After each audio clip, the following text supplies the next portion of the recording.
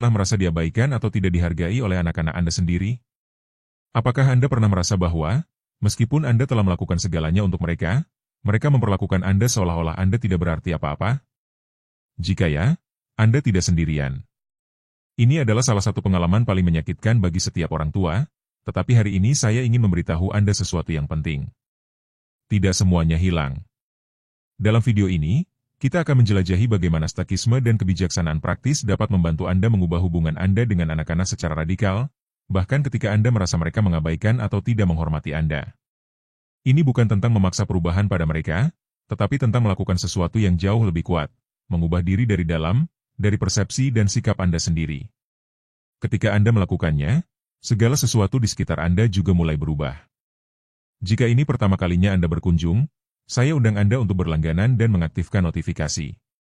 Tetaplah sampai akhir, karena apa yang akan Anda temukan hari ini dapat membuat perbedaan mendalam dalam hidup Anda dan hubungan terpenting Anda. Mari kita mulai. Nomor 1. Kekuatan melepaskan, tanpa memutuskan cinta. Ketika kamu merasa anak-anakmu mengabaikanmu atau tidak menghormatimu, rasa sakitnya bisa sangat dalam. Keterputusan emosional itu, kekosongan di mana dulu ada kedekatan, bisa menimbulkan frustrasi, kesedihan, bahkan dendam.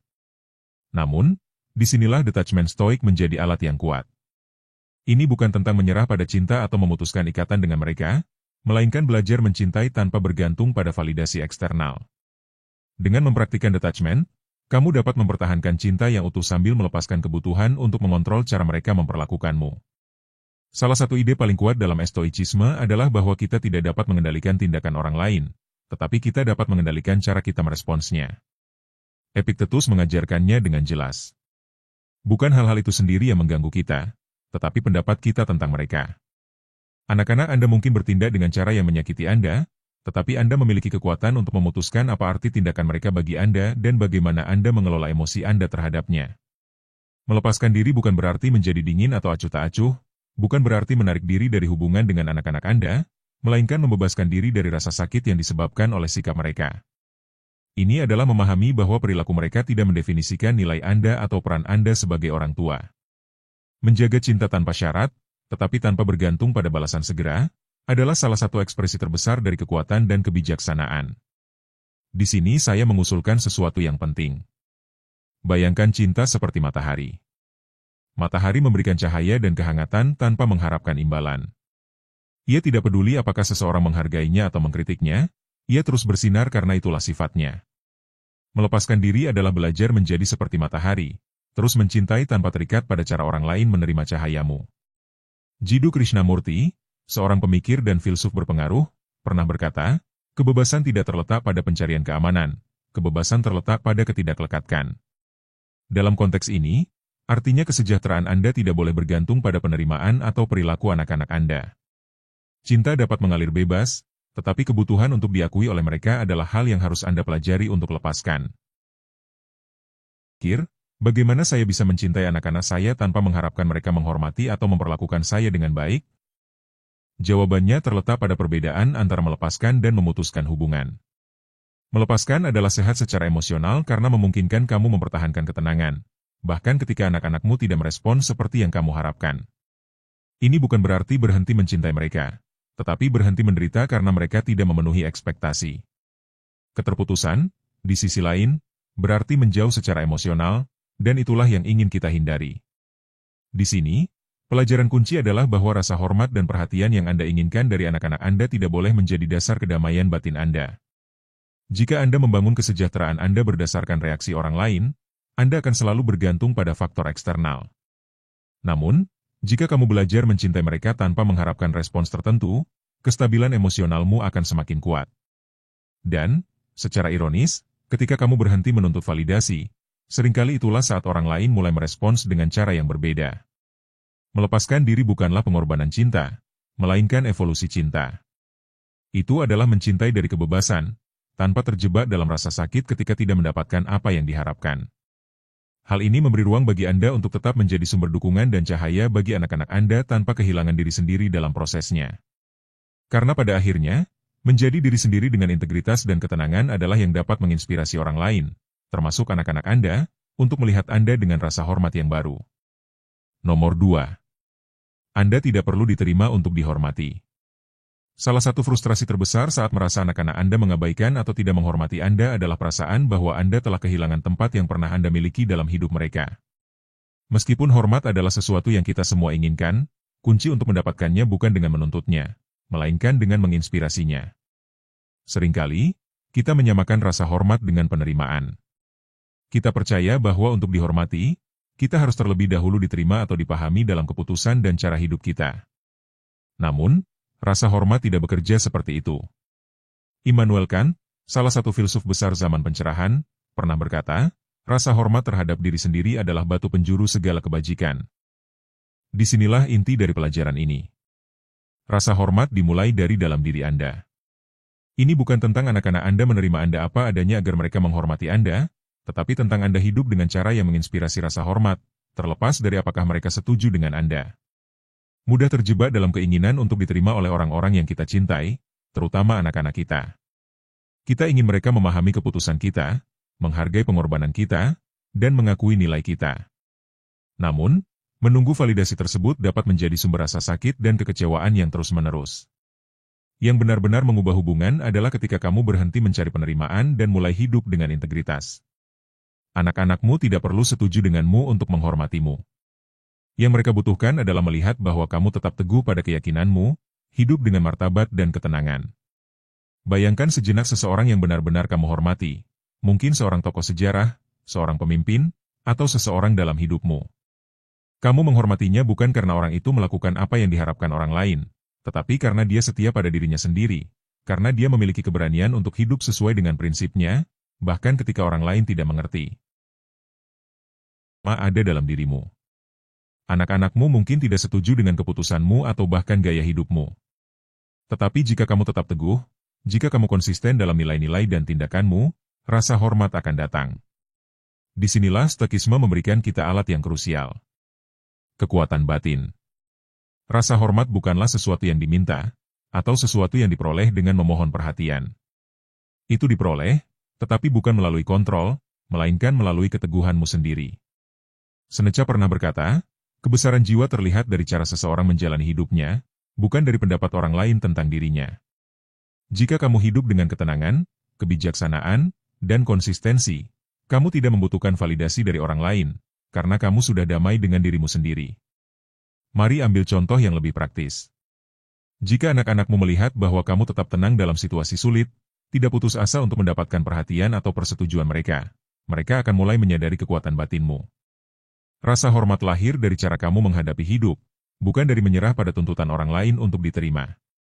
Tindakanmu berbicara lebih keras daripada kata-kata yang bisa kau ucapkan.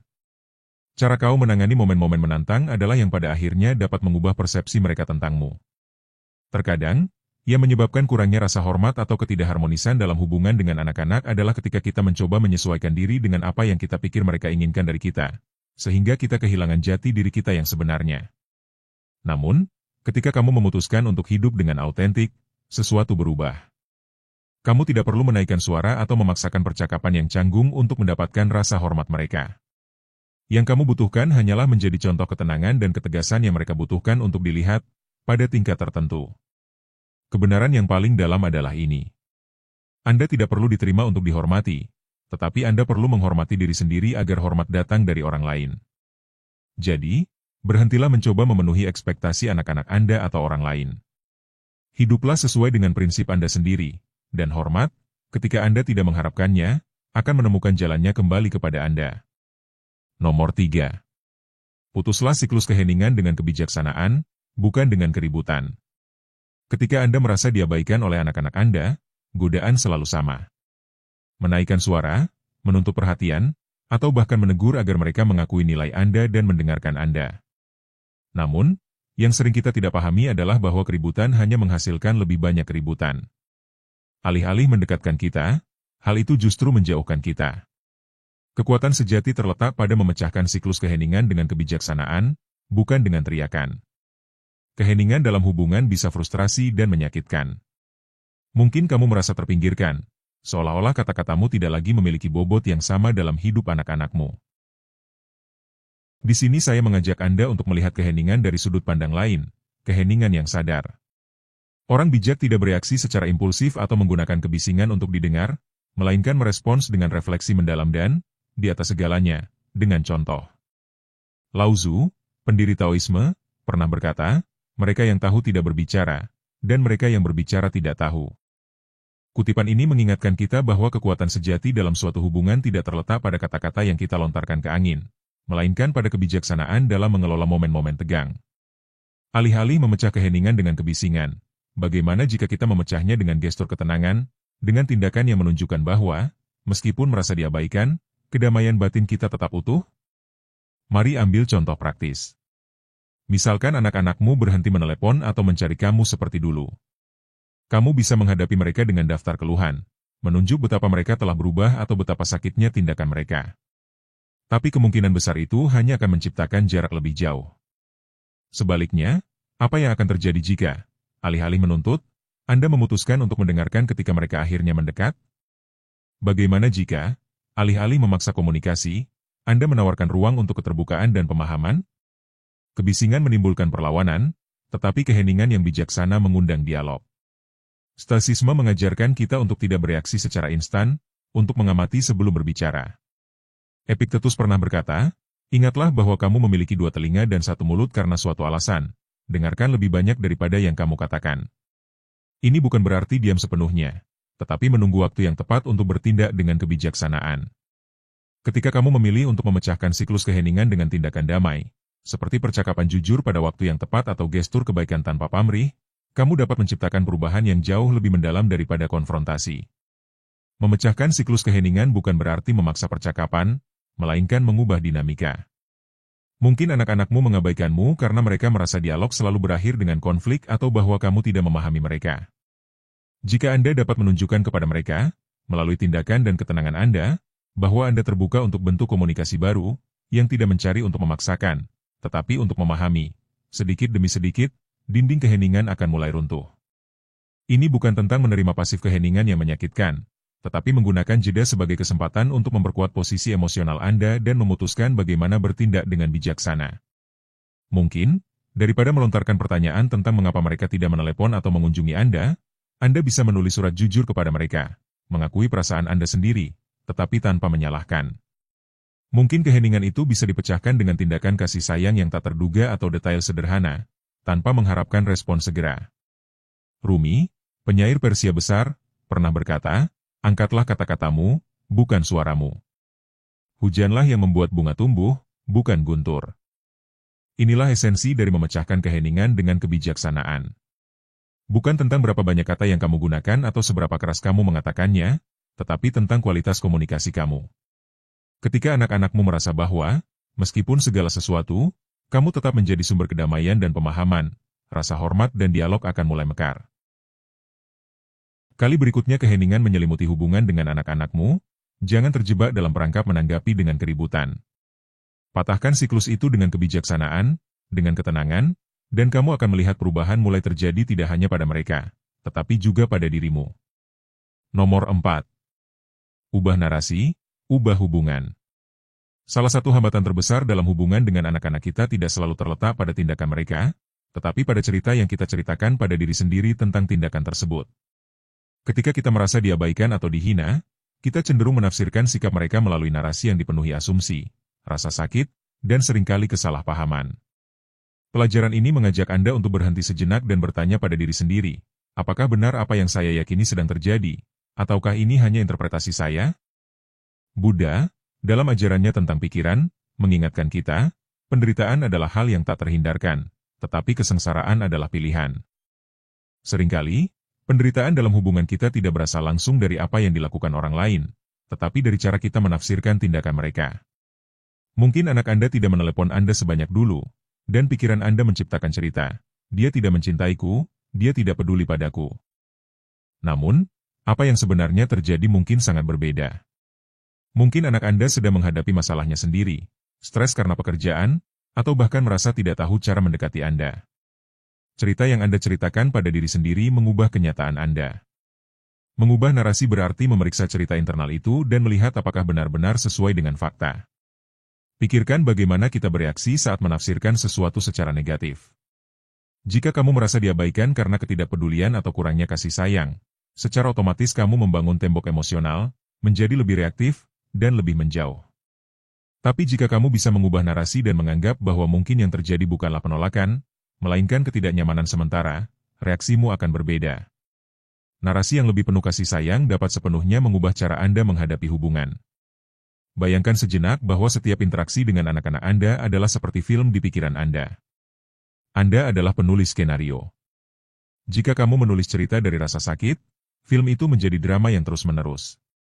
Tapi jika kamu memutuskan untuk menulis ulang skenario, fokus pada pemahaman dan empati, tiba-tiba konflik mereda dan kemungkinan dialog dan rasa hormat terbuka. Stoicisme mengajarkan kita untuk mempertanyakan persepsi kita.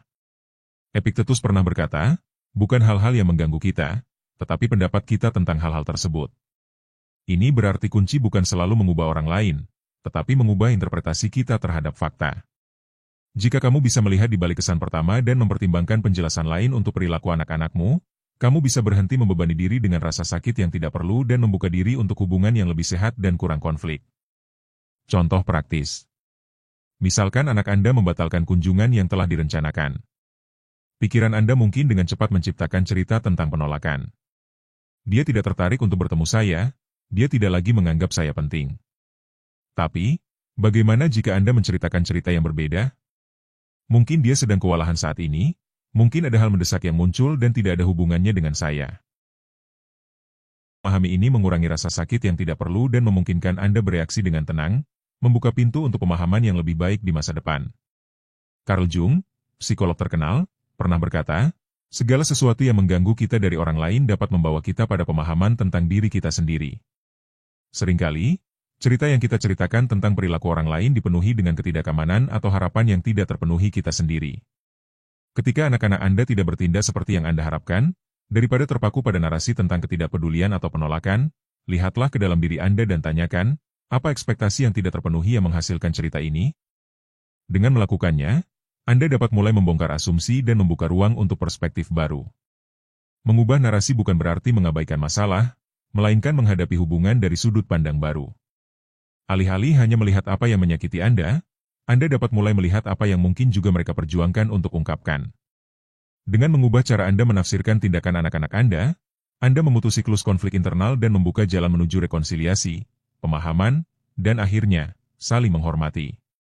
Jadi, kali berikutnya Anda merasa diabaikan atau tidak dihormati, sebelum bereaksi, berhentilah sejenak. Tanyakan pada diri sendiri, cerita apa yang sedang saya ceritakan pada diri sendiri? Apakah itu benar-benar benar? Bisakah saya menceritakan versi yang berbeda yang lebih penuh kasih dan kurang menyakitkan? Seringkali, tindakan sederhana merevisi narasi kita sudah cukup untuk mengubah dinamika hubungan secara keseluruhan. Jika hingga saat ini Anda menyukai video ini dan merasa menemukan cara baru untuk menangani ketidakpedulian atau ketidakhormatan anak-anak Anda dengan ketenangan dan kebijaksanaan, saya undang Anda untuk berlangganan dan menekan tombol suka. Hal itu membantu saya terus menciptakan konten yang benar-benar memberikan nilai bagi mereka yang, seperti Anda, ingin memperbaiki hubungan dan menjalani tahap hidup ini dengan martabat dan kekuatan batin. Tetaplah sampai akhir. Karena pelajaran nomor 7 bisa sepenuhnya mengubah cara Anda melihat bagaimana ketenangan bisa menjadi alat terkuat Anda untuk memulihkan rasa hormat dan kedamaian dalam hubungan Anda. Kita lanjutkan. Nomor 5. Hilangkan ekspektasi. Mulailah mendengarkan. Salah satu penyebab utama frustrasi dan sakit hati dalam hubungan dengan anak-anak adalah ekspektasi yang tidak terpenuhi. Kita ingin mereka menelepon kita lebih sering, peduli pada kita seperti dulu, dan menghargai kita sesuai dengan apa yang kita anggap pantas. Namun, kenyataannya, ekspektasi yang kita bangun selama bertahun-tahun seringkali menjadi jebakan emosional yang menjauhkan kita dari mereka. Kunci di sini bukanlah menuntut lebih dari mereka, melainkan belajar mendengarkan dengan cara baru, melepaskan ekspektasi yang menyakiti kita. Ketika Anda memegang teguh gambaran tentang bagaimana anak-anak Anda seharusnya berperilaku, apapun yang tidak sesuai dengan gambaran itu akan menyakiti Anda. Namun, masalahnya bukan pada perilaku mereka. Masalahnya adalah konflik antara harapan yang Anda ciptakan dan kenyataan. Seneca pernah berkata, semakin besar harapan, semakin besar penderitaan. Kalimat ini mengingatkan kita bahwa kunci untuk hidup dengan lebih tenang dan kurang frustrasi adalah melepaskan harapan-harapan tersebut dan membuka diri terhadap apa yang sebenarnya terjadi. Sekarang, ini tidak berarti Anda harus puas dengan yang kurang atau menerima untuk diabaikan tanpa alasan. Tetapi ini berarti bahwa dengan menghilangkan harapan-harapan kaku, Anda dapat mulai melihat anak-anak Anda dengan cara yang lebih jelas dan jujur. Tuntutan internal tentang bagaimana mereka seharusnya memperlakukan Anda membuka diri untuk mendengarkan apa yang sebenarnya mereka butuhkan dan rasakan. Dan disitulah, dalam keterbukaan itu, koneksi yang sejati dapat dimulai. Bayangkan sejenak Anda sedang berbicara dengan anak Anda, dan alih-alih menunggu permintaan maaf, tanda kasih sayang, atau gestur lain yang Anda harapkan, Anda memutuskan untuk hanya mendengarkan. Mendengarkan bukan hanya apa yang mereka katakan, tetapi juga apa yang tidak mereka katakan. Terkadang, keheningan mereka, penghindaran, atau bahkan jarak yang mereka ambil adalah cara mereka mengekspresikan perjuangan mereka sendiri. Tetapi ketika kita terjebak dalam ekspektasi kita tidak melihat itu. Kita tidak bisa mendengarkan, karena kita terlalu sibuk menunggu sesuatu yang mungkin tidak pernah datang. Thich Nhat Hanh, seorang guru Buddha, mengajarkan bahwa mendengarkan dengan kasih sayang adalah penyembuhan. Ini berarti bahwa ketika kita mendengarkan tanpa beban ekspektasi, kita tidak hanya dapat menyembuhkan hubungan, tetapi juga diri kita sendiri. Ketika kita berhenti mengharapkan anak-anak kita berperilaku dengan cara tertentu, kita mulai menemukan apa yang sebenarnya mereka katakan melalui tindakan mereka. Dan hal itu memungkinkan kita menemukan jalan baru untuk mendekati mereka. Contoh umum adalah ketika anak-anak tidak berkomunikasi sesering yang kita inginkan. Mungkin kita menghabiskan hari-hari, minggu-minggu, atau bahkan bulan-bulan menunggu panggilan yang tidak pernah datang. Dan setiap hari yang berlalu tanpa panggilan itu, harapan yang tidak terpenuhi berubah menjadi rasa dendam. Tapi, apa yang akan terjadi jika kita berhenti menantikan panggilan itu dan hanya bertanya bagaimana kabarnya saat kita berkomunikasi? Apa yang akan terjadi jika, alih-alih menyalahkan mereka atas apa yang tidak mereka lakukan, kita benar-benar mendengarkan mereka dengan hati terbuka, tanpa menghakimi? Ketika kita menghilangkan ekspektasi, kita memberi mereka ruang untuk menjadi diri mereka sendiri, tanpa tekanan untuk memenuhi tuntutan emosional kita. Dan itu membuka pintu bagi mereka untuk mendekati kita dari tempat yang lebih bebas, kurang beban. Mungkin mereka tidak akan berubah dalam semalam, tetapi cara mereka memandang kita akan berbeda. Anda tidak lagi menjadi sosok yang menuntut atau mengharapkan, tetapi seseorang yang bersedia memahami. Juga penting untuk diingat bahwa, dalam banyak kasus, anak-anak Anda sedang berjuang dengan ekspektasi mereka sendiri, ekspektasi yang mereka yakini Anda miliki terhadap mereka. Seringkali, keheningan atau jarak itu bukan tentang ketidakpedulian, tetapi ketakutan untuk tidak memenuhi apa yang mereka yakini Anda harapkan dari mereka. Dengan melepaskan ekspektasi dan mulai mendengarkan dengan sungguh-sungguh, Anda memberi mereka ruang untuk menjadi diri mereka sendiri, tanpa beban harus memenuhi standar tertentu. Dan dalam proses itu, keduanya dapat menemukan cara baru untuk terhubung. Pada akhirnya, melepaskan ekspektasi bukan berarti menyerah pada apa yang Anda inginkan, melainkan membuka ruang agar hubungan dapat berkembang secara lebih autentik dan tulus. Ketika Anda membebaskan diri dari tuntutan internal tersebut, Anda menciptakan lingkungan yang penuh rasa hormat dan pemahaman, di mana yang terpenting bukanlah apa yang anak-anak Anda lakukan atau tidak lakukan, tetapi bagaimana Anda dapat hadir untuk mereka dan bagaimana mereka dapat hadir untuk Anda. Jadi, kali berikutnya kamu merasa frustrasi karena apa yang mereka tidak lakukan atau tidak katakan, tanyakan pada diri sendiri, apa ekspektasi yang aku miliki yang menyebabkan rasa sakit ini? Dan setelah mengidentifikasinya, buatlah usaha sadar untuk melepaskannya. Alih-alih menunggu, mulailah mendengarkan. Bahwa, dengan melakukannya, dinamika akan berubah dan rasa hormat serta kedekatan akan mulai tumbuh secara alami. Nomor 6. Kasih sayang dimulai dengan memahami jalan mereka. Ketika Anda merasa diabaikan atau tidak dihormati oleh anak-anak Anda, wajar jika Anda bertanya, apa yang saya lakukan salah? Atau, mengapa mereka memperlakukan saya seperti ini?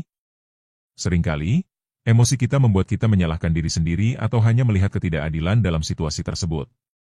Namun, langkah penting untuk mengubah dinamika adalah melakukan perubahan radikal, menumbuhkan belas kasih terhadap mereka, dan berusaha memahami jalan hidup mereka, perjuangan mereka, dan keheningan mereka. Belas kasih bukan berarti membenarkan perilaku yang tidak pantas atau membiarkan sikap menyakitkan berlalu begitu saja, melainkan bentuk koneksi emosional yang lebih dalam. Dengan mencoba memahami kesulitan yang dihadapi anak-anak Anda dalam hidup mereka, masalah pekerjaan, emosional, atau keluarga, Anda dapat mulai melihat perilaku mereka dari sudut pandang baru. Ini bukan berarti tindakan mereka dibenarkan, tetapi memungkinkan Anda melihat di luar luka yang Anda rasakan. Marco Aurelio, dalam meditasinya, berkata, ketika Anda dihadapkan pada kesalahan orang lain, renungkan bagaimana Anda juga melakukan kesalahan. Pikirkanlah, karena Anda sendiri tidak bebas dari kelemahan manusia. Pengingat ini mengajak kita untuk tidak hanya fokus pada luka yang kita rasakan, tetapi juga mengingat bahwa semua orang, termasuk anak-anak kita, sedang berjuang dengan kelemahan dan tantangan mereka sendiri. Dengan menempatkan hal ini dalam perspektif, kita dapat mendekati mereka dengan belas kasih daripada dendam. Sekarang, penting untuk membedakan antara belas kasih dan pengorbanan diri. Menjadi penuh kasih sayang tidak berarti menerima perlakuan apapun atau menjadi pasif di hadapan penderitaan. Ini tentang menemukan titik tengah di mana kamu dapat mengakui emosimu, tetapi juga memberi ruang untuk memahami emosi orang lain. Mungkin anak-anakmu sedang mengalami masa-masa stres yang belum mereka komunikasikan, atau mungkin mereka tidak memiliki alat emosional untuk mengekspresikan apa yang mereka rasakan tanpa terdengar jauh atau dingin. Bayangkan sejenak bahwa anak-anak Anda berada dalam fase hidup di mana segala sesuatu terasa menakutkan bagi mereka. Pekerjaan, mengasuh anak-anak mereka sendiri, hubungan mereka, atau bahkan pencarian tujuan hidup mereka. Ketika kita terjebak dalam perjuangan kita sendiri, terkadang kita tidak memiliki energi emosional untuk hadir bagi orang lain, meskipun kita mencintai mereka. Jika kamu dapat melihat situasi ini dengan sudut pandang ini, kamu akan mulai menyadari bahwa fakta bahwa mereka mengabaikan atau menjauh bukan selalu cerminan dari bagaimana mereka merasa terhadapmu, tetapi dari apa yang mereka alami sendiri. Dalai Lama pernah berkata, belas kasih adalah keinginan agar orang lain bebas dari penderitaan. Ajaran sederhana namun kuat ini mengajak kita untuk melihat orang-orang terkasih dengan keinginan untuk memahami apa yang ada di balik perilaku mereka. Mungkin mereka tidak tahu cara mengekspresikan apa yang mereka alami, mungkin mereka berpikir Anda tidak ingin mendengarkan masalah mereka, atau mungkin mereka merasa kesulitan mereka tidak berarti bagi Anda. Membuka ruang. Sebuah ruang di mana mereka tidak dipaksa untuk berbicara, tetapi di mana mereka merasa aman jika memilih untuk melakukannya. Sebuah ruang di mana tidak ada kecaman, tetapi ada kesediaan. Di mana, alih-alih mencari kebenaran, kita menumbuhkan keinginan tulus untuk berada di dekat mereka, meskipun dalam diam.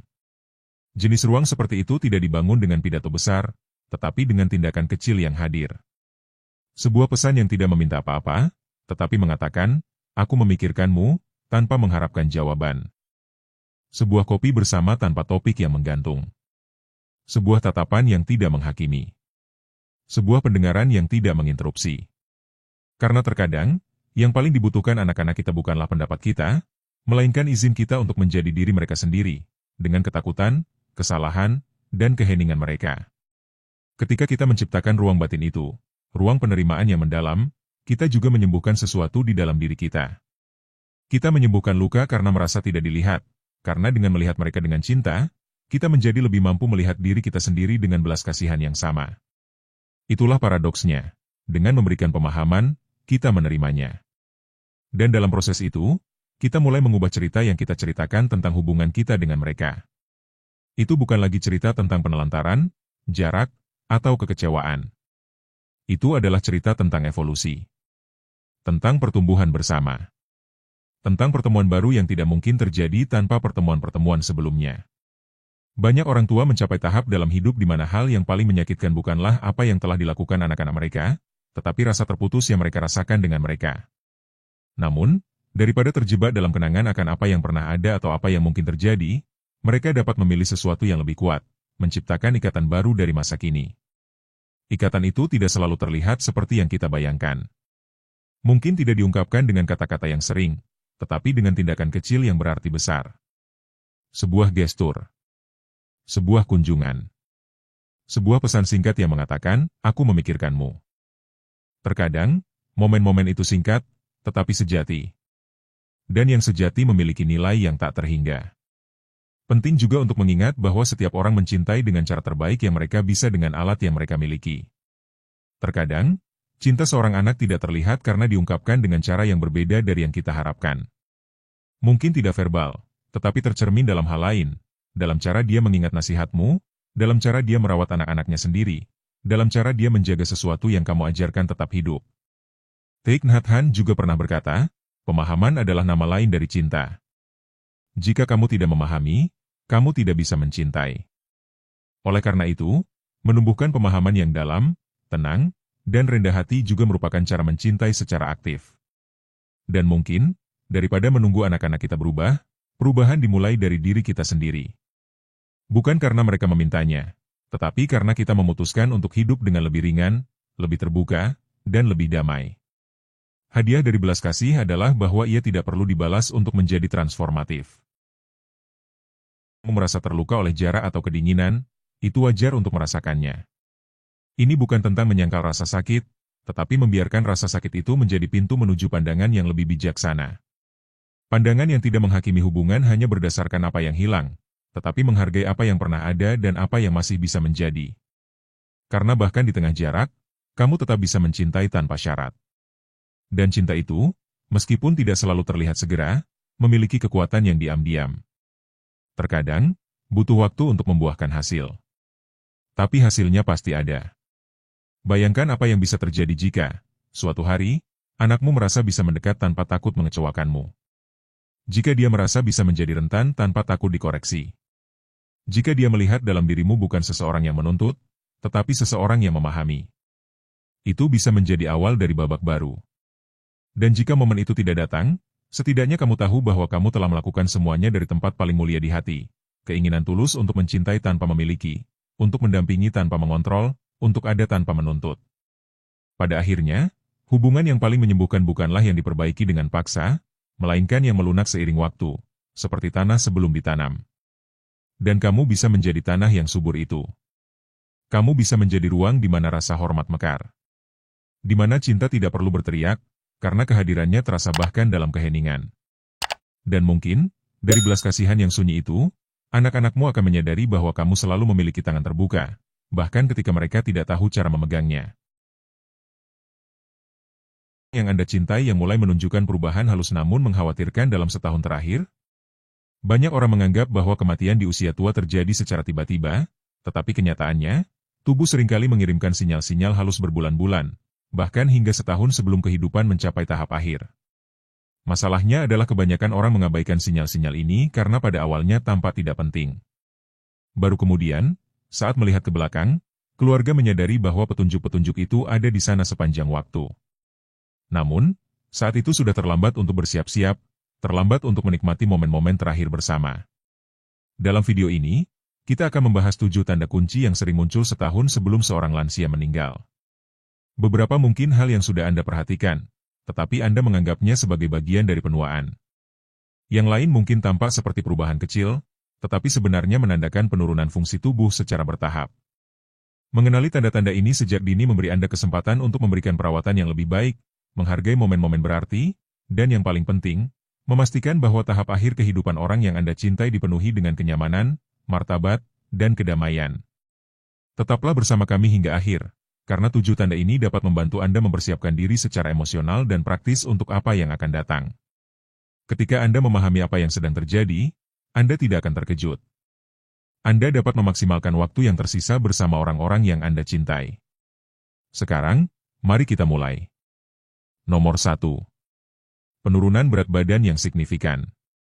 Ketika tubuh mulai menjalani transisi akhir, salah satu perubahan pertama yang terlihat adalah penurunan berat badan yang tidak disengaja.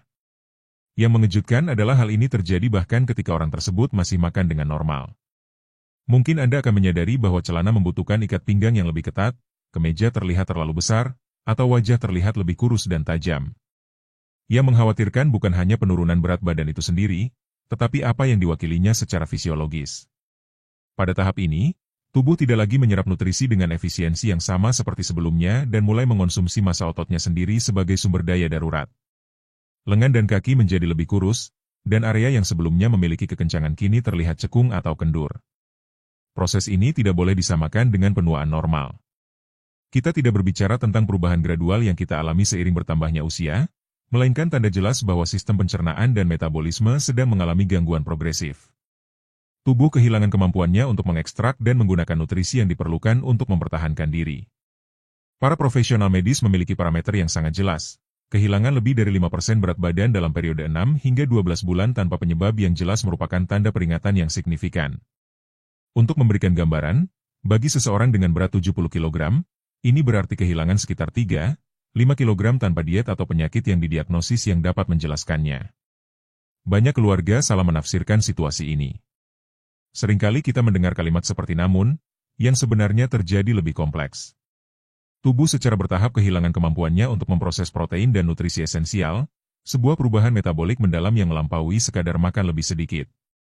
Kehilangan nafsu makan yang menyertai proses ini memiliki berbagai penyebab. Indera perasa dan penciuman menurun, membuat makanan kehilangan rasa dan daya tariknya. Makanan yang dulu dinikmati bisa menjadi tawar atau bahkan tidak enak. Secara bersamaan, rasa lapar berkurang secara signifikan akibat perubahan hormon yang mengatur nafsu makan. Perubahan metabolik ini memicu lingkaran setan yang merusak kesehatan. Asupan nutrisi yang berkurang menyebabkan penurunan energi yang tersedia, yang secara alami menyebabkan aktivitas fisik berkurang. Penurunan aktivitas ini mengakibatkan kelemahan otot yang lebih parah, yang pada gilirannya membuat aktivitas dasar seperti memasak atau bahkan makan menjadi lebih sulit, memperburuk situasi secara keseluruhan. Jika Anda memperhatikan tanda ini pada orang terkasih, sangat penting untuk bertindak di dua front. Pertama, konsultasikan dengan dokter untuk menyingkirkan penyebab yang dapat diobati dan mengevaluasi situasi secara keseluruhan. Kedua, sesuaikan makanan dengan kenyataan baru ini.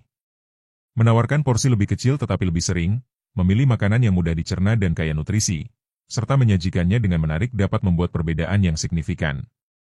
Seringkali, anggota keluarga yang bermaksud baik membuat kesalahan dengan mendesak dan menekan orang tua untuk makan lebih banyak, yang dapat menimbulkan ketegangan dan kecemasan seputar waktu makan.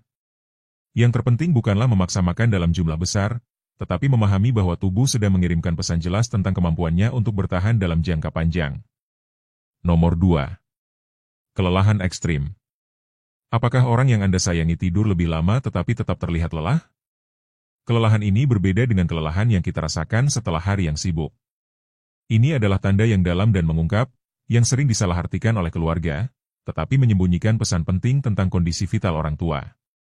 Kelelahan ekstrim pada tahun terakhir kehidupan adalah fenomena yang berbeda dari kelelahan biasa. Kita tidak berbicara tentang seseorang yang hanya membutuhkan istirahat yang baik atau vitamin. Ini adalah kelelahan yang persisten dan mendalam yang tidak membaik bahkan setelah tidur semalaman atau beberapa hari istirahat. Ini seperti baterai internal seseorang yang berfungsi pada kapasitas minimumnya, tanpa kemungkinan untuk diisi ulang sepenuhnya. Yang banyak orang tidak pahami adalah penyebab sebenarnya dari kelelahan ini. Saat jantung mulai memompa dengan efisiensi yang lebih rendah, setiap organ dan otot tubuh menerima lebih sedikit oksigen dan nutrisi. Bayangkan mencoba menjalankan rumah Anda dengan hanya setengah dari listrik normal. Beberapa sistem suplemen tidak akan memiliki cukup energi untuk beroperasi dengan benar. Itulah persis bagaimana tubuh orang yang Anda cintai merasa. Bahkan saat Anda hanya duduk tanpa melakukan aktivitas yang tampaknya melelahkan. Akibatnya dalam kehidupan sehari-hari sangat dramatis. Aktivitas yang selama puluhan tahun dilakukan secara otomatis, seperti berpakaian di pagi hari, membuat teh, atau bahkan menjaga percakapan selama 10 menit, tiba-tiba membutuhkan usaha ekstra. Orang tua yang perlu beristirahat setelah menyikat gigi, sesuatu yang sebelumnya bahkan tidak mereka anggap sebagai aktivitas yang menguras energi. Perubahan ini tidak terjadi dalam semalam. Dimulai dengan tanda-tanda halus, momen di mana seseorang perlu duduk secara tiba-tiba selama aktivitas sehari-hari, atau istirahat yang lebih sering selama rutinitas biasa mereka.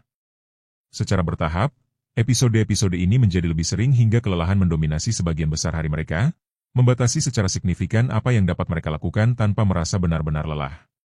Apa yang terjadi pada tingkat seluler sangat menarik dan mengungkap banyak hal.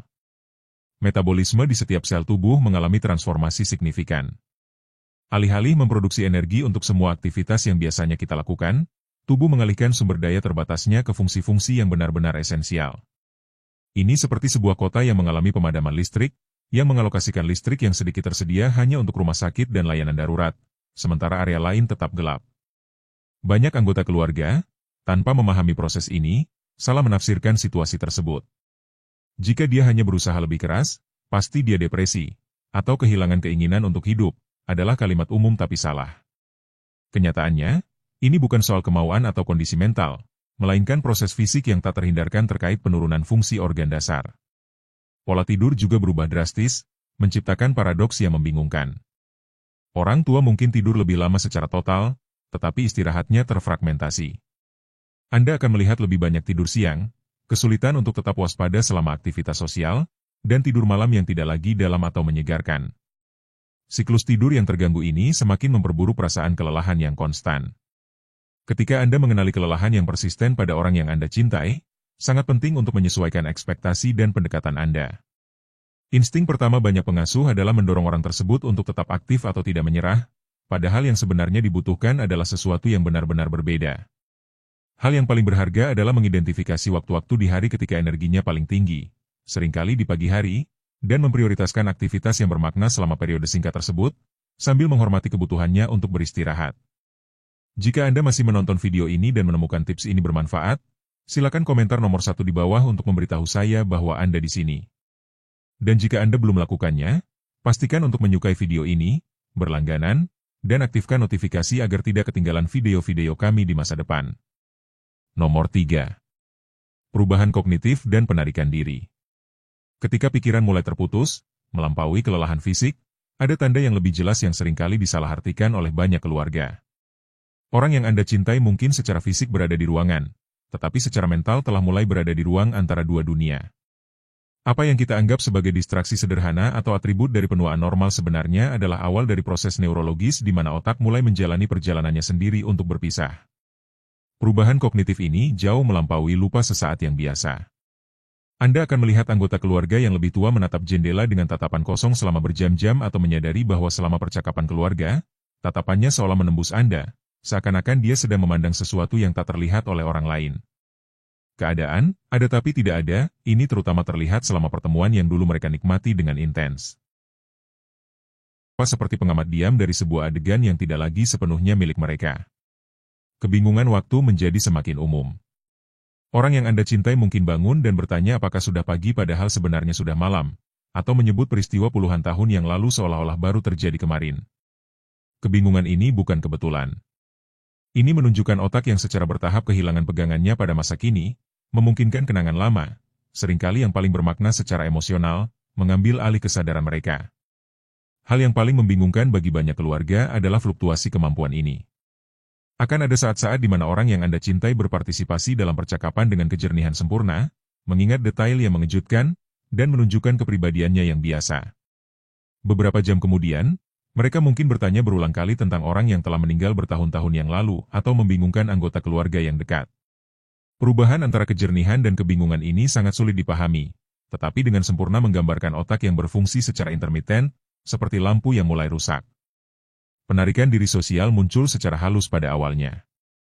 Orang yang selalu bersikeras ikut serta dalam setiap perayaan keluarga kini lebih memilih tinggal di sudut yang tenang, atau bahkan di kamarnya, sementara kehidupan keluarga terus berlanjut di sekitarnya. Penarikan diri ini tidak mencerminkan ketidakpedulian. Interaksi sosial menjadi terlalu membebani bagi otak yang tidak lagi mampu memproses percakapan atau rangsangan simultan. Kelebihan rangsangan membuat mereka cepat lelah, sehingga lebih memilih kesederhanaan dan ketenangan. Dari perspektif neurologis, apa yang terjadi sangat menarik. Otak mulai mengalokasikan kembali sumber dayanya yang terbatas, memprioritaskan fungsi-fungsi esensial dan mengurangi energi yang dialokasikan untuk interaksi sosial yang kompleks atau pemrosesan informasi baru. Seolah-olah otak sedang melakukan seleksi cermat tentang apa yang benar-benar penting pada saat-saat terakhir ini. Itulah mengapa cerita keluarga lama dapat tetap utuh sementara mereka lupa apa yang mereka makan untuk sarapan 1 jam yang lalu. Perubahan emosional juga signifikan dan seringkali disalahartikan.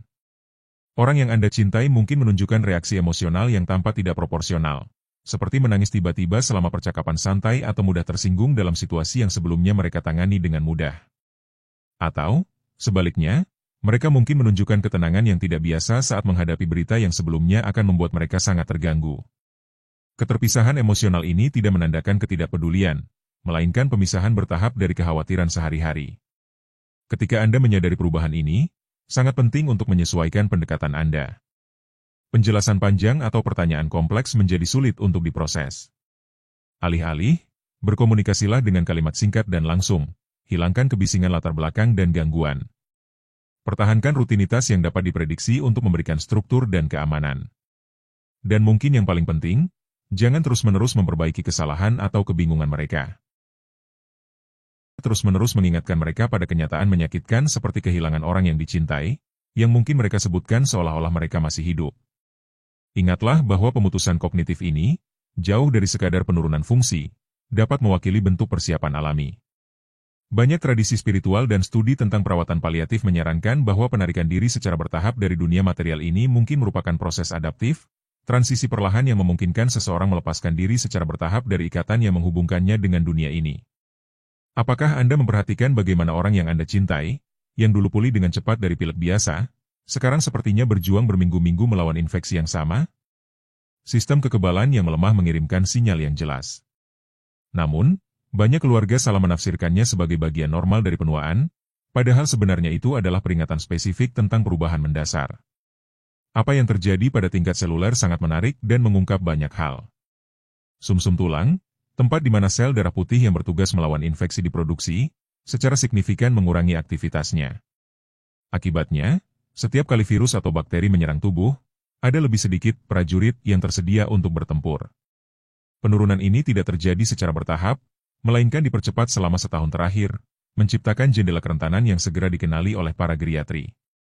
Sebuah luka kecil yang sebelumnya sembuh dalam 3 atau 4 hari, kini bisa tetap terbuka selama 2 minggu atau lebih. Penundaan penyembuhan ini mencerminkan tidak hanya penurunan kapasitas imun, tetapi juga penurunan regenerasi sel. Jaringan tidak lagi menerima aliran darah yang optimal.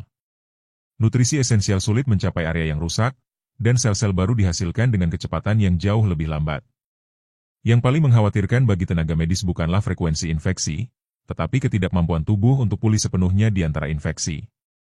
Terbentuk pola di mana setiap infeksi baru dimulai saat tubuh masih lemah akibat infeksi sebelumnya, menciptakan efek domino yang secara progresif merusak kesehatan secara keseluruhan. Aspek krusial lain yang sering diabaikan oleh keluarga adalah perubahan cara infeksi muncul pada lansia di tahun-tahun terakhir hidupnya. Sementara pada orang muda, infeksi saluran kemih dapat ditandai dengan nyeri dan demam, pada lansia sering muncul sebagai keadaan kebingungan mendadak atau peningkatan kelelahan yang signifikan. Ketidakhadiran gejala klasik seperti demam, karena tubuh sudah tidak memiliki energi untuk menaikkan suhu, menyebabkan diagnosis terlambat dan pengobatan yang kurang efektif. Luka tekan atau bisul merupakan risiko yang sangat serius pada tahap ini. Setelah muncul, luka-luka ini menjadi sarang infeksi kronis yang sangat resisten terhadap pengobatan. Titik-titik di mana kulit telah kehilangan integritasnya dengan cepat berkembang dari iritasi ringan menjadi luka dalam yang dapat mencapai tulang, menunjukkan secara jelas ketidakmampuan tubuh untuk mempertahankan mekanisme pertahanan dan perbaikan. Dokter geriatri telah menetapkan kriteria klinis yang signifikan. 3 atau lebih infeksi dalam periode 6 bulan, dengan pemulihan yang tidak lengkap di antara infeksi, merupakan tanda peringatan yang menunjukkan penurunan imunitas yang parah. Pola ini muncul secara konsisten dalam catatan medis saat menganalisis bulan-bulan terakhir kehidupan secara retrospektif. Aspek yang sangat menyakitkan bagi keluarga adalah melihat bagaimana antibiotik dan pengobatan yang sebelumnya efektif kini hanya mampu mengendalikan infeksi dengan sulit. Apa yang sebelumnya memerlukan siklus pengobatan singkat, kini mungkin memerlukan dosis lebih tinggi, kombinasi antibiotik, atau pengobatan jangka panjang, dengan hasil yang jauh kurang memuaskan. Ketika kita mengenali pola kerentanan imun ini, strategi kita harus berubah. Kita dapat berfokus hanya pada menyembuhkan setiap infeksi, tetapi pada mencegah komplikasi dan menjaga kenyamanan. Kebersihan yang teliti menjadi esensial, serta menghindari paparan yang tidak perlu pada lingkungan dengan risiko penularan tinggi. Kunjungan keluarga dengan pilek atau infeksi ringan, yang sebelumnya tampak tidak berbahaya, kini mewakili risiko yang signifikan. Sebelum beralih ke tanda kelima, pastikan Anda menyukai video ini, berlangganan, dan aktifkan notifikasi agar tidak ketinggalan konten di masa depan. Mari terus belajar bersama. Nomor 5. Perubahan pernapasan dan sirkulasi. Perubahan sirkulasi ini adalah salah satu tanda paling akurat bahwa sistem vital mulai gagal. Pada awalnya, perubahan ini sangat halus sehingga bisa terlewatkan. Mungkin Anda memperhatikan bahwa orang terkasih Anda bernapas sedikit lebih dangkal atau melakukan jeda kecil antara napas yang sebelumnya tidak ada. Bahkan aktivitas minimal seperti berjalan dari sofa ke kamar mandi bisa membuatnya kehabisan napas, sesuatu yang sering disalahartikan oleh keluarga sebagai kelelahan normal akibat usia. Seiring berjalannya minggu, pola pernapasan ini menjadi lebih jelas. Salah satu yang paling signifikan dikenal sebagai pernapasan Cheyne-Stokes, siklus di mana pernapasan menjadi lebih dalam secara bertahap, lalu menjadi lebih dangkal hingga mencapai jeda lengkap yang dapat berlangsung hingga 30 detik. Jeda ini dapat mengkhawatirkan bagi anggota keluarga, tetapi merupakan bagian dari pola yang dikenali oleh tenaga medis. Mengapa hal ini terjadi? Jantung, otot yang telah berdetak setia sepanjang hidup, mulai kehilangan kemampuannya untuk memompa darah dengan efisiensi yang sama. Gagal jantung progresif ini berarti setiap detak jantung memompa lebih sedikit darah, mengurangi oksigen yang tersedia untuk paru-paru, otak, dan organ vital lainnya. Sistem pernapasan berusaha menyesuaikan diri dengan mengubah ritme dan kedalaman napas. Sirkulasi perifer, aliran darah ke anggota tubuh, biasanya menjadi yang pertama terpengaruh dalam proses ini. Tubuh, dengan kebijaksanaan alaminya, memprioritaskan organ vital seperti otak dan jantung. Itulah mengapa tangan, kaki, hidung, dan telinga orang yang Anda cintai mungkin terasa dingin saat disentuh, bahkan di lingkungan hangat atau di bawah selimut. Bukan hanya mereka merasa lebih dingin, tetapi secara harfiah mereka menerima lebih sedikit darah. Pada kasus yang lebih parah, Anda mungkin melihat warna kebiruan, sianosis, pada jari, bibir, atau bahkan di sekitar mulut.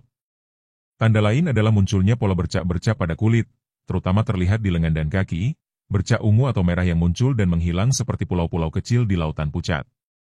Ini adalah manifestasi visual dari sirkulasi yang tidak lagi dapat mempertahankan aliran konstan ke semua area tubuh.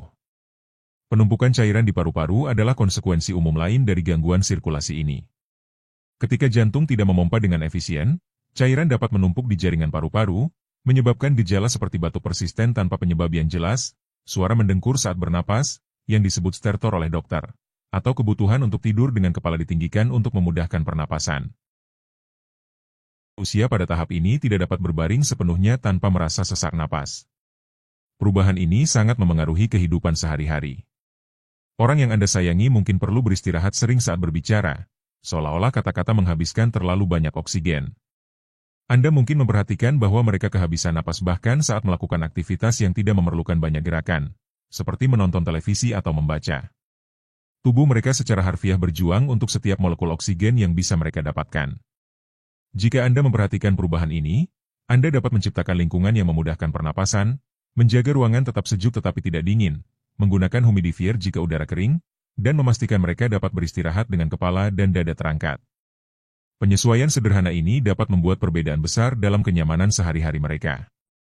Penting untuk memahami bahwa tanda-tanda ini bukan darurat medis yang harus diatasi dengan intervensi agresif, melainkan indikator proses penuaan alami yang bertahap. Sistem kardiovaskular dan pernapasan sedang mengirimkan pesan jelas tentang batasan yang semakin meningkat, dan respons paling penuh kasih sayang bukanlah melawan proses ini, melainkan beradaptasi dengannya dengan martabat dan rasa hormat. Beradaptasi dengan martabat juga berarti mengakui ketika ritme dasar kehidupan mulai berubah. Sementara jantung dan paru-paru menunjukkan tanda-tanda perubahan yang terlihat, ada perubahan yang lebih halus namun sama pentingnya terjadi pada kebutuhan dasar. Anggota keluarga yang selalu menikmati makanan favoritnya, tetapi sekarang hampir tidak menyentuh makanan, sedang mengalami reorganisasi mendalam pada sistem internalnya. Pada bulan-bulan terakhir kehidupan, jam biologis internal mengalami perubahan signifikan. Jika Anda memperhatikan bahwa orang terkasih Anda terjaga pada pukul 3 pagi sambil memandang jendela, atau tidur nyenyak pada pukul 11 pagi padahal sebelumnya dia adalah orang yang bangun pagi, Anda tidak sedang menyaksikan perubahan kebiasaan biasa. Yang terjadi adalah reprogramming neurologis yang sesungguhnya. Fragmentasi tidur ini muncul karena hipotalamus, wilayah kecil di otak yang telah mengatur siklus tidur kita selama puluhan tahun, mulai berfungsi secara tidak teratur. Hari dan malam kehilangan makna biologisnya. Seorang lansia mungkin mendapatkan jumlah jam tidur yang sama, tetapi tersebar dalam episode-episode pendek sepanjang 24 jam. Mereka seperti pulau-pulau istirahat di lautan kesadaran setengah sadar. Fenomena ini tidak merespons solusi tradisional. Rutinitas tidur yang ketat atau obat-obatan untuk insomnia terbukti tidak efektif karena kita tidak menghadapi gangguan tidur konvensional, melainkan otak yang sedang mengubah pola aktivitasnya yang paling primitif. Secara bersamaan, hubungan dengan makanan mengalami transformasi yang sama mendalamnya. Kue apel yang dulu menjadi hidangan favorit nenek Anda kini tetap utuh di piringnya. Steak yang selalu dipesan ayah Anda di ulang tahunnya kini sama sekali tidak menarik baginya. Hubungan baru ini dengan makanan mencerminkan perubahan mendasar pada otak dan sistem pencernaan. Dokter geriatri mengamati pola yang konsisten. Pada bulan-bulan terakhir kehidupan, muncul preferensi yang jelas terhadap rasa manis, sementara makanan asin atau bercita rasa kompleks sering ditolak.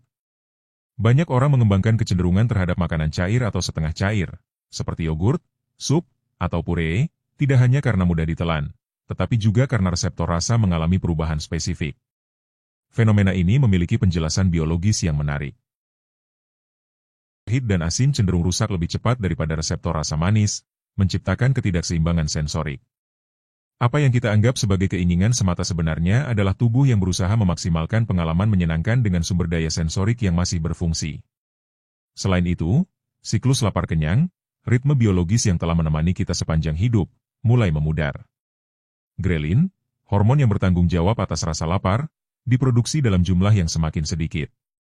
Bukan berarti anggota keluarga Anda tidak ingin makan.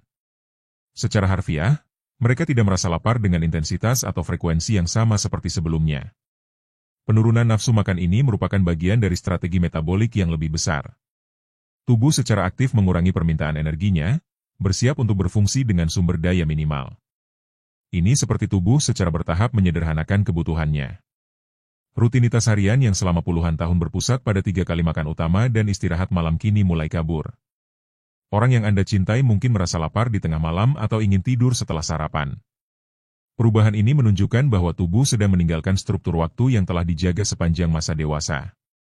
Bagi keluarga, perubahan ini seringkali paling sulit diterima.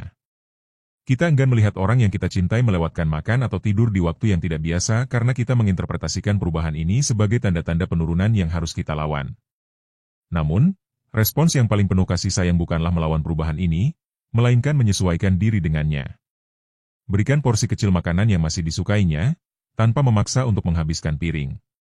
Pastikan selalu ada pilihan makanan yang mudah dikonsumsi tersedia, terutama yang disukainya. Hormati siklus tidur barunya, biarkan istirahat saat dibutuhkan, meskipun pada jam-jam yang tampaknya tidak tepat. Pada bulan-bulan terakhir kehidupan, muncul bahasa khusus yang sedikit orang dapat mengartikan dengan benar. Ketika seorang kerabat tua mulai berbicara tentang menyiapkan koper atau memulai perjalanan panjang, banyak dari kita menganggapnya sebagai kebingungan. Namun, metafora perjalanan ini muncul dengan frekuensi yang mengejutkan di berbagai budaya dan konteks sebagai ekspresi prakematian. Yang menarik adalah bahwa komentar-komentar ini bukan halusinasi atau delusi.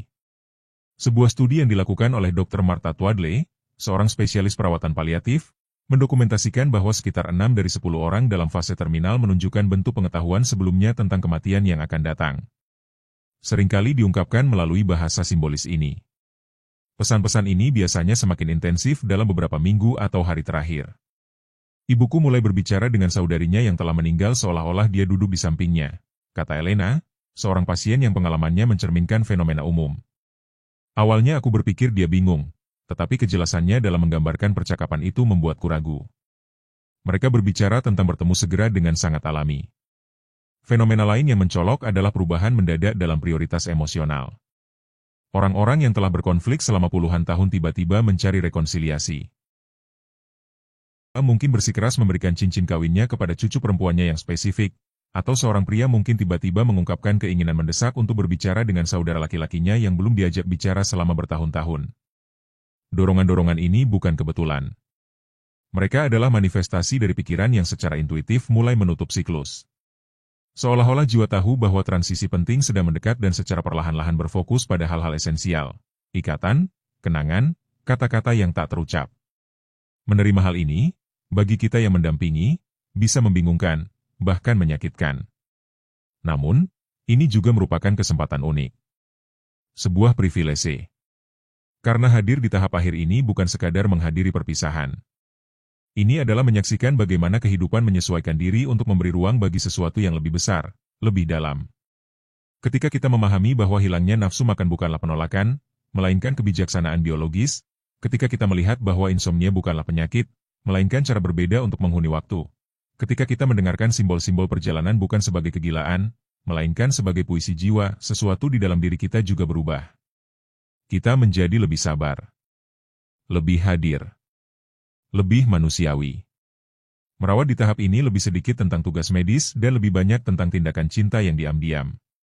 Terkadang tidak perlu melakukan apa-apa, hanya ada di sana.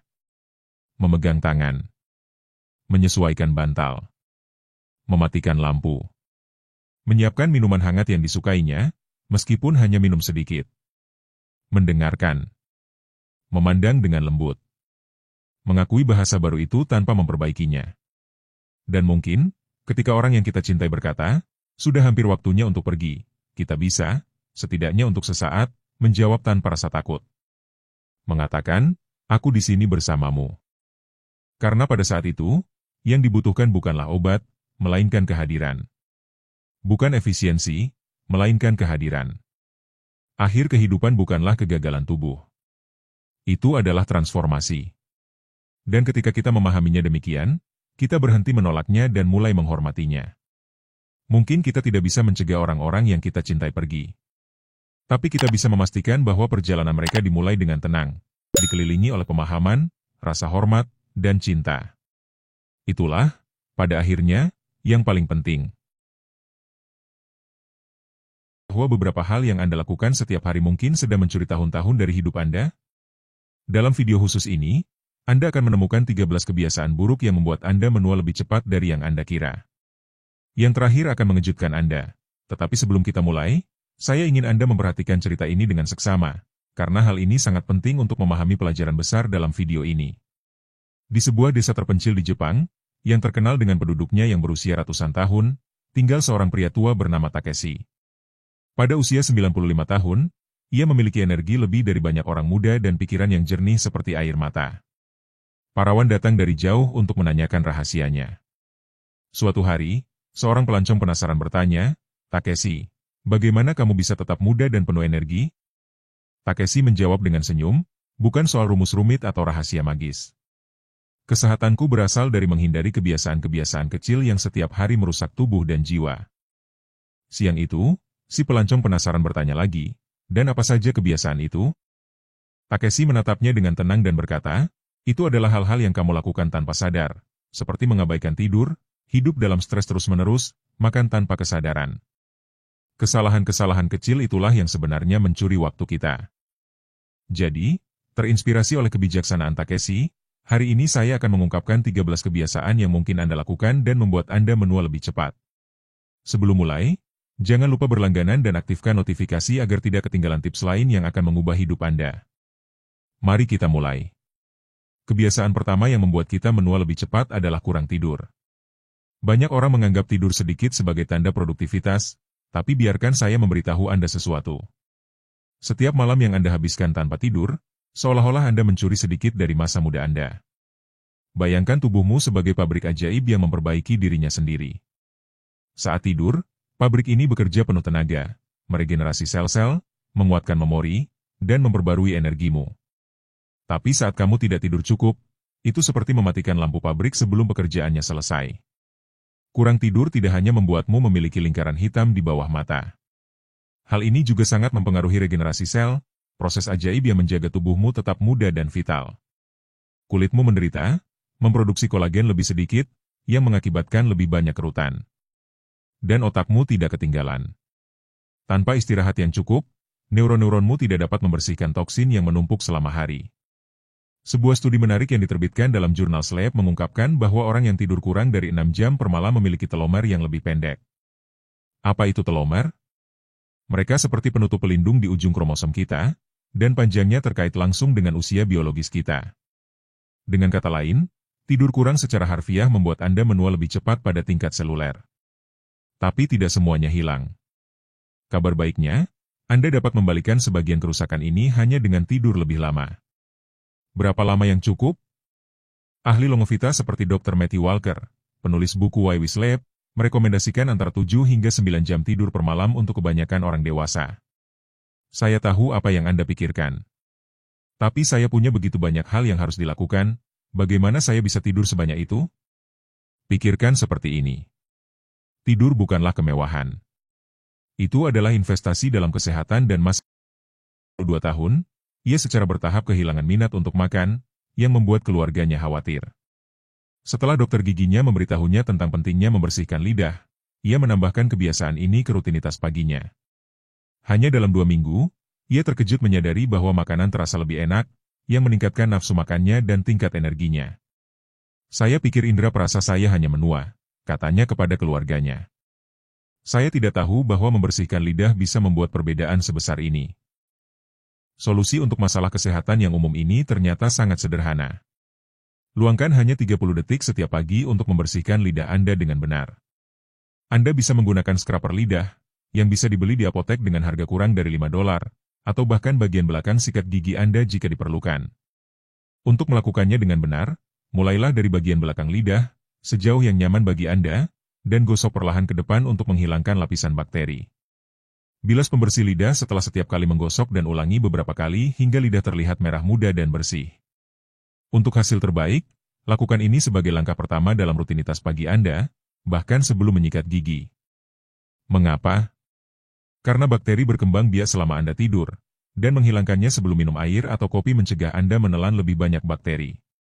Membersihkan lidah dengan benar dapat segera memperbaiki bau mulut, manfaat sosial yang banyak dihargai oleh orang dewasa, meningkatkan indera perasa sehingga makan menjadi lebih nikmat, dan mengurangi risiko komplikasi serius dengan mencegah bakteri berbahaya masuk ke aliran darah. Setelah membersihkan lidah, mari kita fokus pada apa yang secara harfiah membuat Anda tetap berdiri. Kaki Anda tidak hanya menahan berat badan Anda, tetapi juga menopang seluruh masa depan Anda. Dengan seperempat dari semua tulang tubuh Anda terdapat di sana, kaki membentuk dasar mobilitas Anda. Namun, ironisnya, kebanyakan dari kita hanya membersihkannya dengan cepat di bawah shower, tanpa mempertimbangkan peran krusialnya dalam menjaga kemandirian kita. Bagaimana jika saya mengatakan bahwa cara Anda membersihkan kaki Anda bisa menjadi perbedaan antara tetap mandiri atau berakhir di panti jompo? Kedengarannya dramatis, tapi itu benar. Seiring bertambahnya usia, aliran darah ke anggota tubuh bagian bawah berkurang secara alami, dan kaki sering menjadi yang pertama menunjukkan tanda-tanda peringatan seperti pembengkakan atau perubahan warna kulit. Penurunan sirkulasi ini menciptakan kondisi ideal untuk masalah kaki yang dapat secara serius membatasi kemandirian Anda. Ruang di antara jari-jari kaki, yang gelap, hangat, dan sering terlupakan, menjadi tempat yang ideal bagi jamur dan bakteri untuk berkembang biak.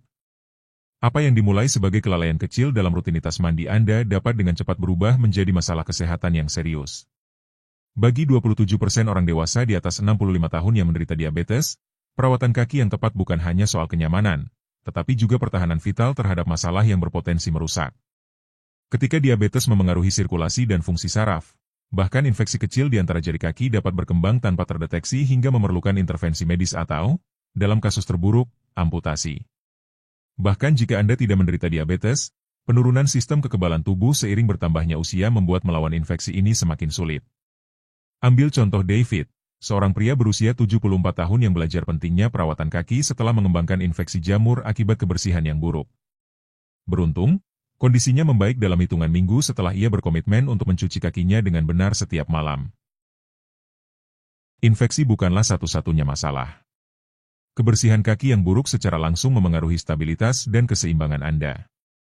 Jatuh tetap menjadi penyebab utama cedera pada orang lanjut usia, dan banyak yang tidak menyadari bahwa perawatan kaki yang baik dapat secara signifikan mengurangi risiko ini. Nyeri dan masalah keseimbangan yang Anda atribusikan pada penuaan sebenarnya bisa disebabkan oleh kurangnya perawatan kaki. Solusinya ternyata sederhana, tetapi membutuhkan lebih dari sekadar membilas. Perawatan kaki yang tepat melibatkan mencuci kaki secara menyeluruh dengan sabun lembut, dengan perhatian khusus pada celah antara jari-jari kaki, tempat masalah biasanya dimulai. Mengeringkan kaki secara menyeluruh setelahnya sangat penting, karena jamur yang berkembang biak di kelembapan tidak dapat bertahan di kulit yang kering. Anggaplah perawatan kaki sehari-hari sebagai investasi untuk kemandirian Anda di masa depan. Dengan mengadopsi rutinitas yang mencakup mencuci, mengeringkan dengan hati-hati, dan mengoleskan krim pelembab, Anda tidak hanya mencegah infeksi, tetapi juga meningkatkan keseimbangan dan mobilitas. Selain itu, memeriksa kaki secara teratur dapat berfungsi sebagai sistem peringatan dini untuk masalah kesehatan yang lebih luas, seperti sirkulasi darah yang buruk, sebelum menjadi serius. Oleh karena itu, menghabiskan hanya 3 menit sehari untuk perawatan kaki yang tepat mungkin merupakan tindakan paling penting yang dapat Anda lakukan untuk menjaga kemandirian Anda. Ketika Anda mempertimbangkan bahwa 3 menit ini bisa menjadi perbedaan antara hidup sesuai keinginan Anda sendiri atau membutuhkan bantuan untuk aktivitas sehari-hari, tiba-tiba terasa seperti harga yang kecil untuk dibayar. Jika Anda terus menonton video ini dan menemukan tips ini bermanfaat, komentar Vida Saludable di bawah untuk memberitahu saya bahwa Anda di sini. Dan jika Anda belum melakukannya, pastikan untuk menyukai video ini, berlangganan, dan aktifkan notifikasi agar tidak ketinggalan konten di masa depan. Sekarang mari kita bahas sesuatu yang mungkin mengejutkan Anda.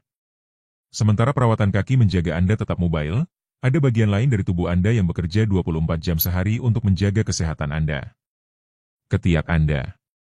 Pernahkah Anda bertanya-tanya mengapa beberapa orang tua pulih dengan cepat dari penyakit musiman sementara yang lain berjuang selama berminggu-minggu? Perbedaan yang mengejutkan mungkin tidak terletak pada lemari obat atau rencana makan mereka, tetapi pada rutinitas mandi mereka, khususnya cara mereka merawat pusat limfatik yang terletak tepat di bawah lengan mereka. Ketiak Anda jauh lebih dari sekadar tempat Anda mengaplikasikan deodoran sesekali. Ketiak Anda menampung sekelompok kelenjar getah bening yang kritis, yang berfungsi sebagai pusat drainase penting untuk bagian atas tubuh Anda.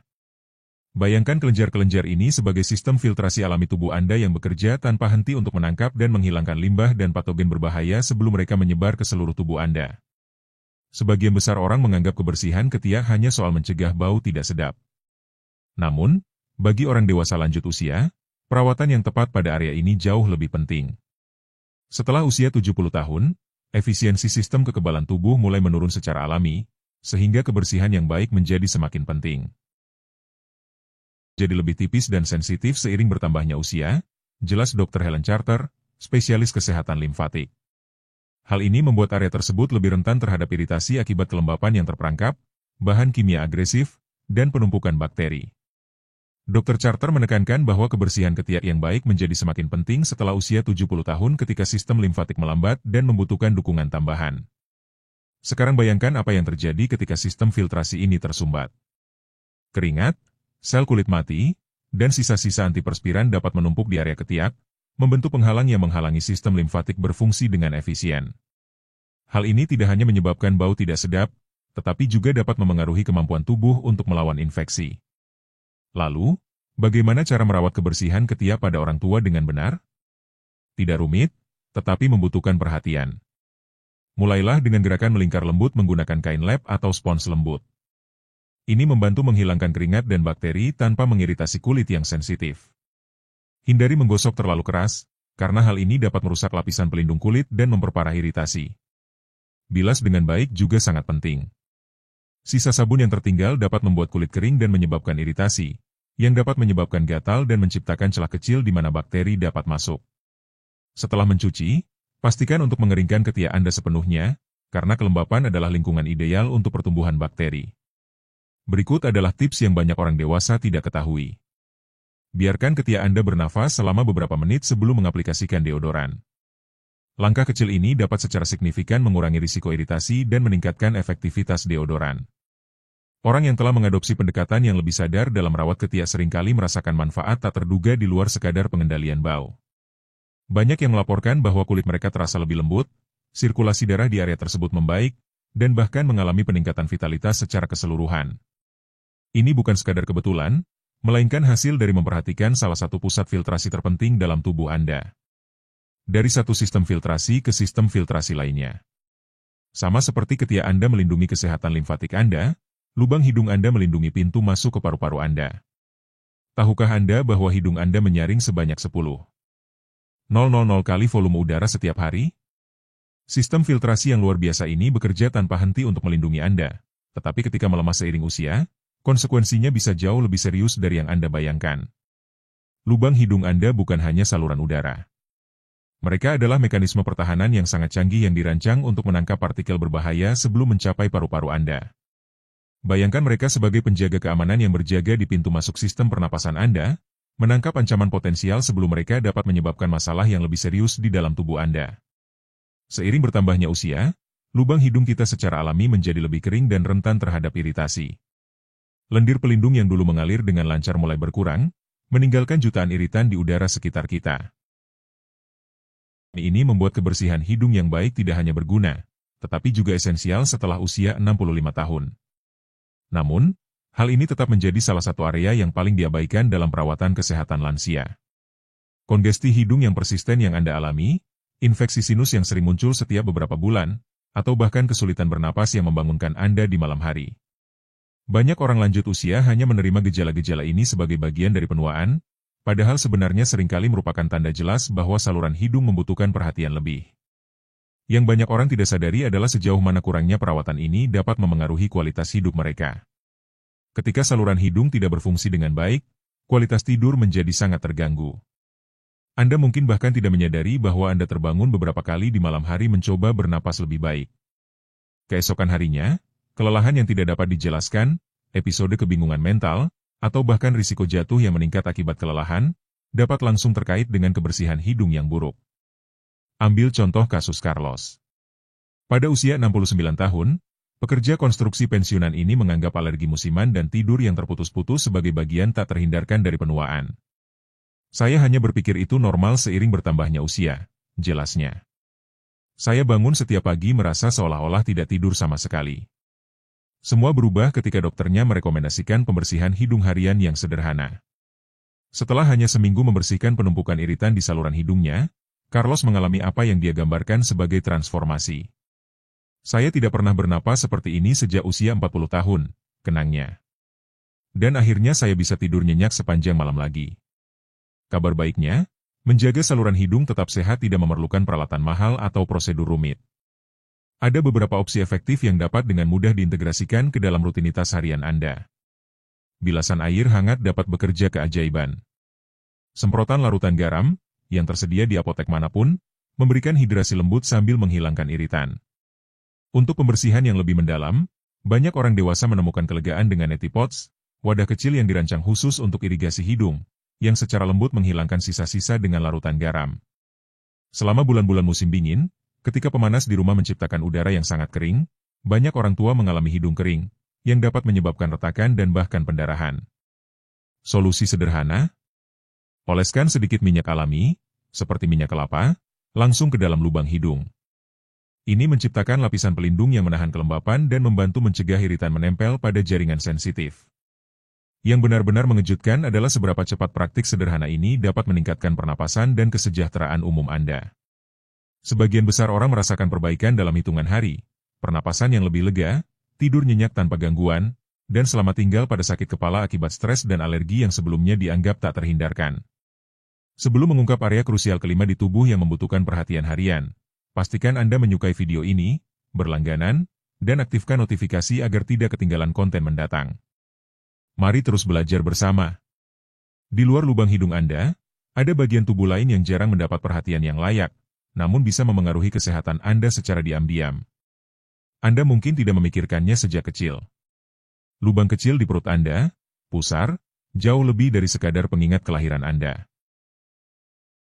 Itu adalah reservoir tersembunyi dari ribuan spesies bakteri yang dapat menjadi masalah seiring melemahnya sistem kekebalan tubuh Anda seiring bertambahnya usia. Kebanyakan orang hanya membersihkan pusar dengan cepat saat mandi, jika mereka melakukannya. Namun, kurangnya perhatian ini menciptakan kondisi ideal untuk masalah kesehatan, terutama setelah usia 65 tahun. Strukturnya yang unik, dengan lipatan sempit dan sudut tersembunyi, menjadikannya lingkungan ideal bagi mikroorganisme untuk berkembang biak. Hangat, sering lembab, dan jarang terganggu. Singkatnya, surga bakteri tepat di tengah tubuh Anda. Yang mengkhawatirkan bukan hanya keberadaan bakteri, tetapi bagaimana mikroorganisme ini berinteraksi dengan tubuh yang menua. Kedua, 000 spesies berbeda yang tinggal di pusar Anda tidak hanya pasif. Mereka sedang bermetabolisme, bereproduksi, dan jika tidak dikendalikan, dapat menyebabkan masalah. Hal ini terutama mengkhawatirkan bagi orang tua dengan diabetes atau sistem kekebalan tubuh yang lemah. Apa yang mungkin hanya iritasi ringan pada orang muda dapat menjadi infeksi serius pada seseorang di atas 70 tahun, karena kemampuan alami tubuh untuk melawan infeksi berkurang. Dan infeksi ini tidak selalu terbatas pada pusar. Mereka dapat menyebar ke jaringan sekitarnya dan menjadi sulit diobati. Ambil contoh Carla. Pada usia 76 tahun, perawat pensiunan ini terkejut ketika dokternya menemukan infeksi ringan di pusarnya selama pemeriksaan rutin. Meskipun memiliki latar belakang medis, dia tidak pernah mempertimbangkan bahwa pusarnya memerlukan pembersihan khusus. Saya merasa malu, akunya Carla. Sebagai perawat, seharusnya saya tahu, tapi tidak pernah terpikir bahwa pusar saya membutuhkan perawatan khusus. Ironi itu tidak luput dari perhatiannya. Dia telah menghabiskan puluhan tahun memberi nasihat kepada pasien tentang kebersihan yang tepat sambil mengabaikan area kecil namun penting di tubuhnya sendiri. Dokternya menjelaskan bahwa kulit tipis dan semakin sensitif pada orang tua membuat mereka lebih rentan terhadap komplikasi bakteri yang dapat dengan mudah diatasi oleh orang muda. Kabar baiknya, merawat pusar hanya membutuhkan sedikit waktu dan usaha. Anda hanya membutuhkan 30 detik dan beberapa barang dasar yang sudah ada di rumah. Bagi kebanyakan orang, kain lembut dengan air hangat sudah cukup. Cukup usap perlahan ke dalam pusar untuk menghilangkan sisa kotoran tanpa menyebabkan iritasi. Lakukan dengan teliti namun lembut. Menggosok terlalu keras dapat merusak kulit dan menyebabkan retakan kecil yang dapat menjadi pintu masuk bakteri.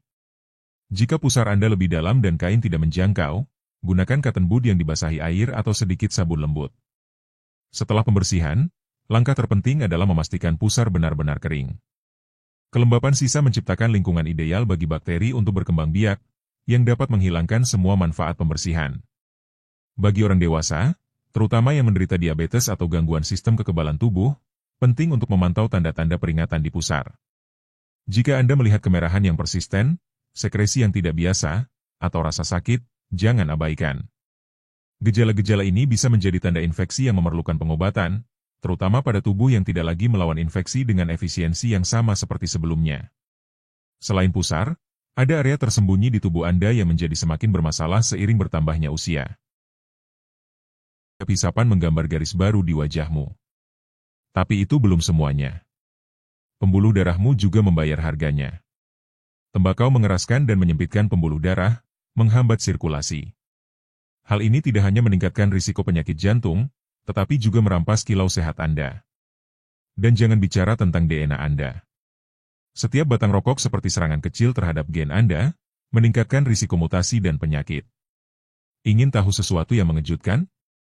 Sebuah studi yang diterbitkan dalam Scientific Reports mengungkapkan bahwa perokok memiliki usia biologis hingga 7 tahun lebih tua dari usia kronologis mereka. Bayangkan berusia 40 tahun, tetapi tubuh Anda berperilaku seolah-olah berusia 47 tahun. Itu seperti memberikan tahun-tahun hidupmu kepada tembakau.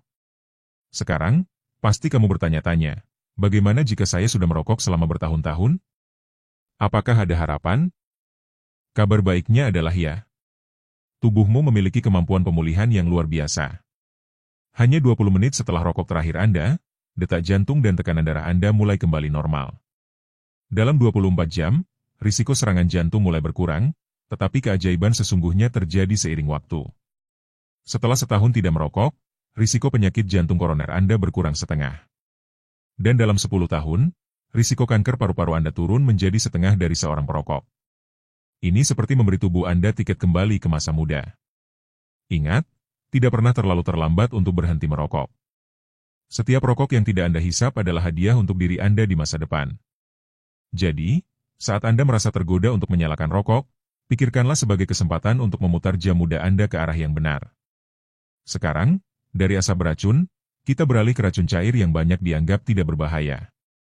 Bayangkan setiap toas sebenarnya adalah perpisahan kecil dengan masa mudamu. Kedengarannya berlebihan, bukan? Siapkan dirimu, karena apa yang akan kamu temukan tentang alkohol akan membuatmu mempertimbangkan kembali gelas berikutnya. Di masyarakat kita, konsumsi alkohol yang sering telah menjadi hal yang biasa sehingga kita hampir tidak pernah mempertanyakannya. Segelas anggur dengan makan malam, beberapa bir dengan teman-teman, terdengar tidak berbahaya, bukan? Tapi, bagaimana jika saya katakan bahwa setiap tegukan mempercepat proses penuaan tubuh Anda? Alkohol seperti pencuri diam yang mengambil potongan-potongan kemudaan Anda tanpa Anda sadari. Alkohol dehidrasi tubuh dan merusak sel-sel Anda, membuat Anda menua lebih cepat. Pernahkah Anda merasa lelah dan tidak nyaman keesokan harinya setelah malam yang penuh pesta? Rasa lelah dan tidak nyaman itu bukan hanya hangover, itu tubuh Anda berteriak bahwa Anda sedang menua secara prematur. Mari kita lihat bagaimana alkohol memengaruhi bagian-bagian berbeda dari tubuhmu. Hati, organ luar biasa yang memproses segala sesuatu yang kamu konsumsi, menderita secara khusus. Alkohol membebani hati, menyebabkan penumpukan lemak dan peradangan. Ini seperti meminta yang menyakitkan dan mengurangi risiko infeksi, perawatan yang tepat pada lipatan kulit menghilangkan bau yang persisten, yang dapat memengaruhi kepercayaan diri dan kemauan Anda untuk berinteraksi secara sosial, faktor kunci untuk menjaga kesehatan mental yang baik seiring bertambahnya usia.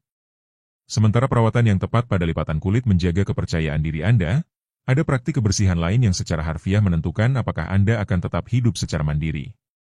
Kebenarannya mungkin mengejutkan Anda.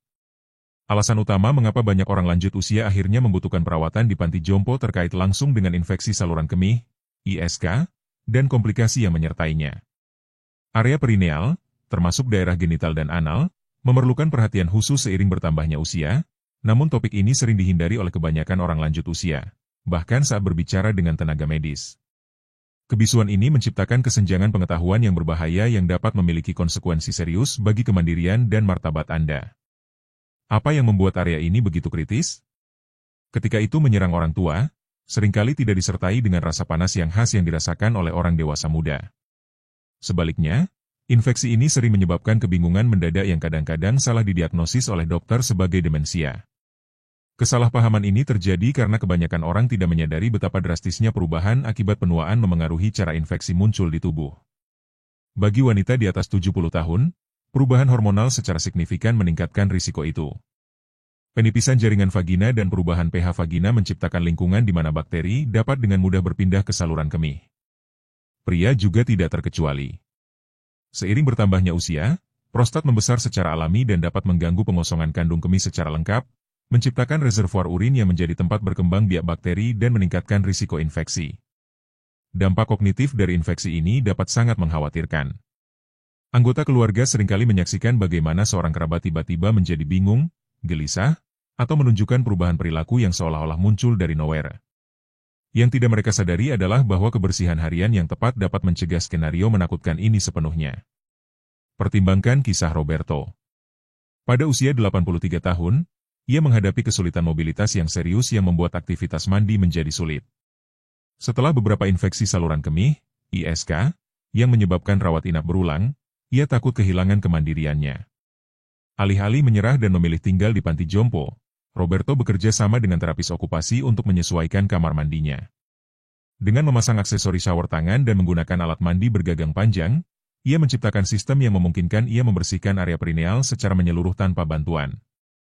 Perubahan kecil ini mengubah hidup Roberto. Tidak hanya mengurangi frekuensi infeksi secara drastis, tetapi juga mengembalikan sesuatu yang lebih berharga, martabatnya.